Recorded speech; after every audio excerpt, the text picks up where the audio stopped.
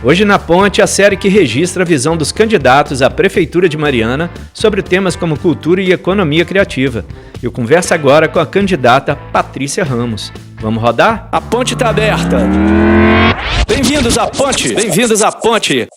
Patrícia, primeiramente, muito obrigado por você comparecer aqui com a gente, compartilhar um pouquinho da sua visão para esse tema que eu acho que é tão importante para a cidade, para o desenvolvimento, para as questões da cultura e da economia criativa.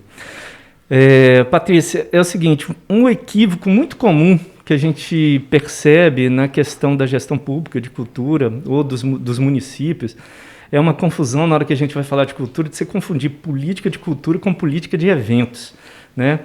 A pergunta seria o seguinte, como é que como é que o governo pretende tratar a questão da cultura em relação ao desenvolvimento, né, da cidade, associar cultura e desenvolvimento para meramente as questões de realização de eventos? Sim. Bom, primeiro, né, muito obrigada pelo espaço, eu agradeço essa possibilidade aqui da gente dialogar.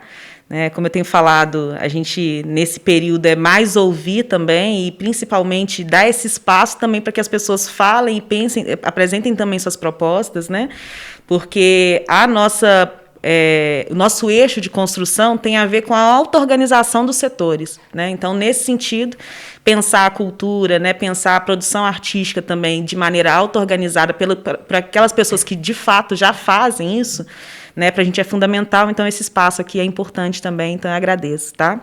E pensando nessa questão, né, do evento, né, e da cultura, são questões distintas, mas que, quando você valoriza uma só, né, e no caso a gente pode pensar, por exemplo, nos espaços que já existem na cidade, que muitas das vezes dá uma visão maior, né, para a questão do evento, né, e nesse caso aí, sendo um foco do empreendedorismo puramente para isso, né, às vezes os produtores de cultura, os artistas, eles são deixados de lado porque são nivelados pelo mesmo ponto e eles não têm necessariamente uma capacidade, né, um espaço, um incentivo, estímulo de estruturação a ponto de competir com esses produtores já de evento, né? Então, nós pensamos, né, e numa discussão, inclusive, até mais recente, sobre o espaço do SESI, foi muito no sentido de que existem esses dois tipos de produção, né, esses dois tipos de organização,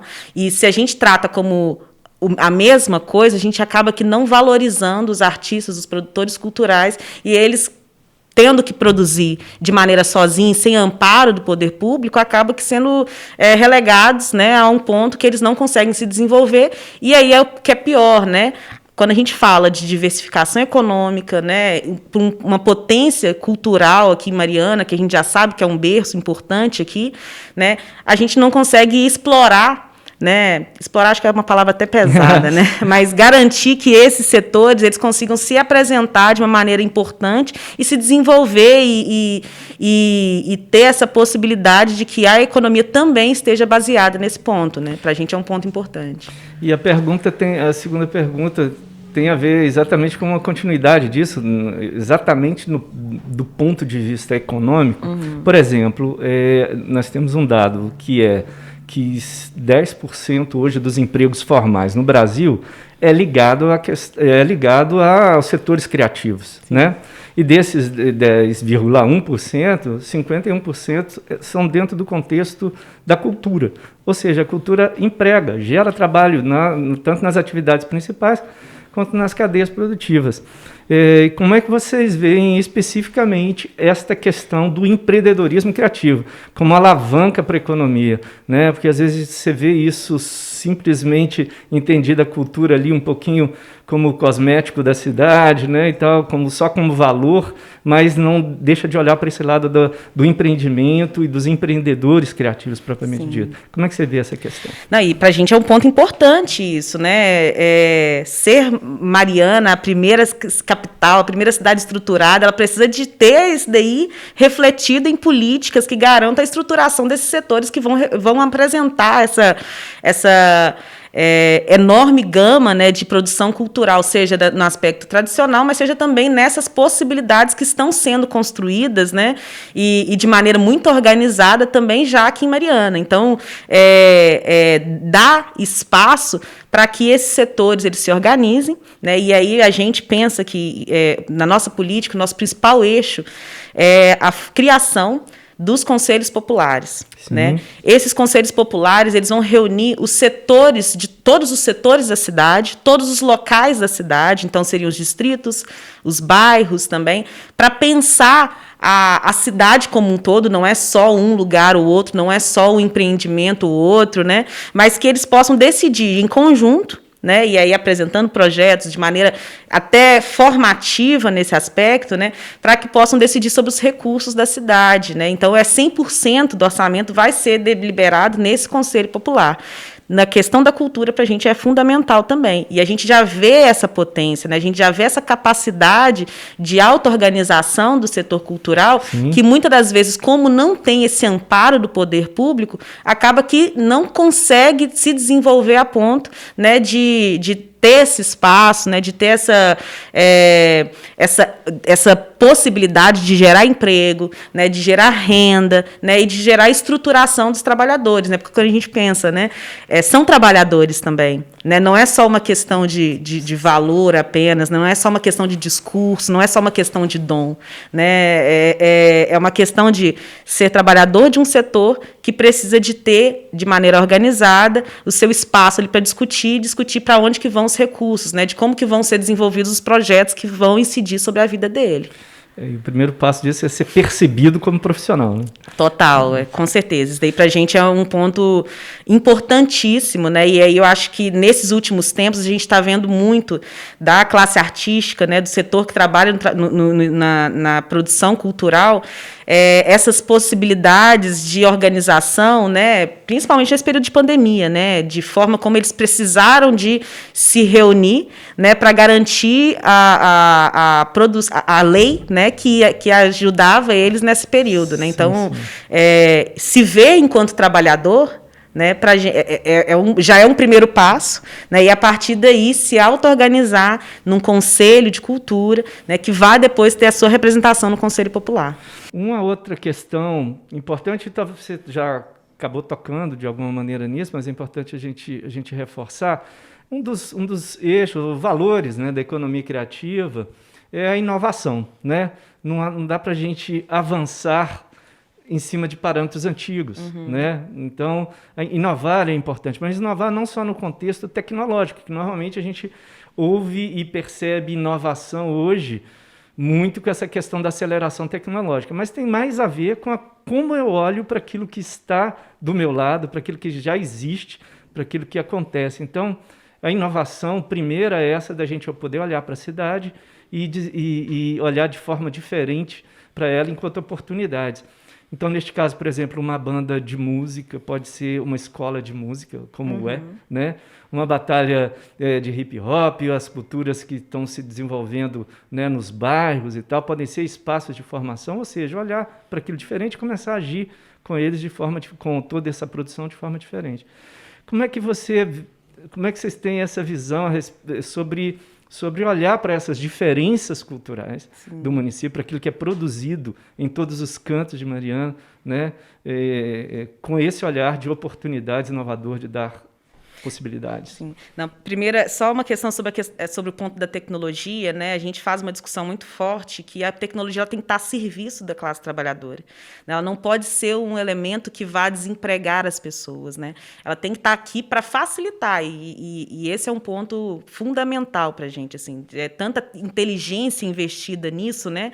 Tanto esforço que uma hora precisa de vir para a gente. Por isso que a gente precisa de uma auto-organização e construir uma sociedade para a gente.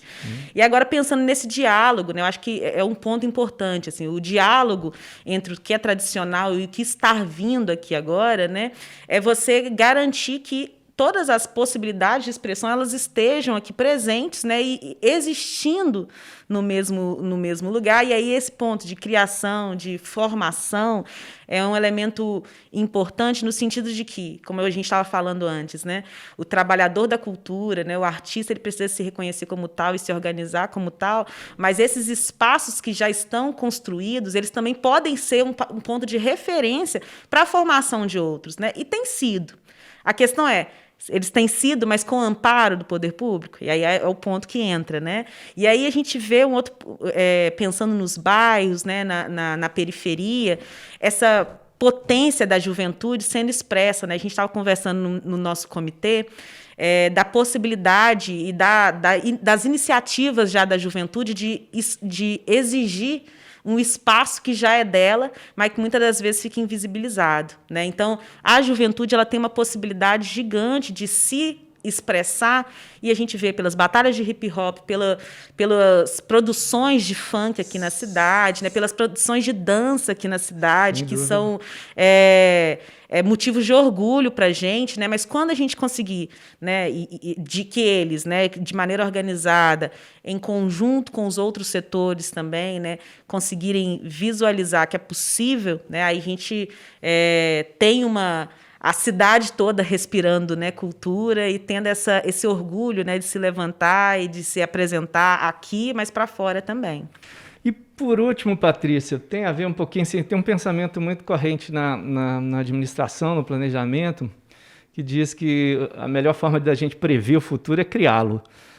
Então, a minha pergunta é para a pessoa física, Patrícia, assim, que futuro você vê para a Mariana, né? E como isso tudo que a gente está conversando está dentro desse futuro?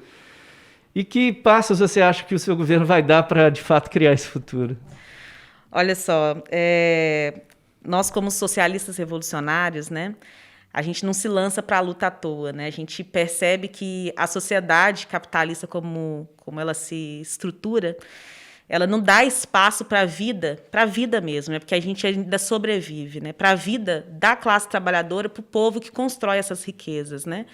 Então, a gente se lançar para a luta cotidiana, para a gente já é um passo de construção para o que está por vir. Mas a gente entende também que não é sozinho, né? E por isso que a gente vai construindo e a gente vem para essas conversas, a gente vem para esses espaços para que a gente, enquanto uma possibilidade de organização, esteja aqui a serviço dessas auto-organizações dos setores.